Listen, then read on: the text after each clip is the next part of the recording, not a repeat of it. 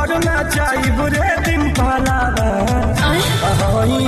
नमस्कार दोस्तों, एक बार फिर से स्वागत है हमारे Bikku Bhojpuri news YouTube channel में। आप लोग के बता दें दोस्तों कि हिराना स्टार टुनटुन यादव जी के एक बहुत ही बवाल एंड बवंडर गाना आ गया है दोस्तों आप लोग के बीच, जिस गाना का टाइटल है यादव जी के बाल्टी। जी काफ़ी हाई लेवल वीडियो है दोस्तों, और सुबह सुबह ये गाना को रिलीज किया गया है दोस्तों Blue beat Bhojpuri YouTube channel पे। जी तो जितने भी खेसारी लाल यादव जी के फैंस, टुनटुन यादव जी के फैंस देख रहे हैं, गाना को अभी तक नहीं सुने तो जाइए blue beat Bhojpuri YouTube channel पर सुनिए। अगर जो भाई सुन लिए हैं कमेंट में एक बार लिख दीजिएगा दोस्तों आप लोग के ये गाना कैसा लगा दोस्तों। जी ये गाना हिराना स्टार टुनटुन यादव जी गाए हैं और फीमेल सिंगर नेहा राज गाई है दोस्तों। जी तो बहुत ही कमाल का गाना है दोस्तों। इसका वीडियो में रिलीज किया गया है Blue beat Bhojpuri YouTube channel पे। हाई क्वालिटी इसका वीडियो है दोस्तों इस गाना को।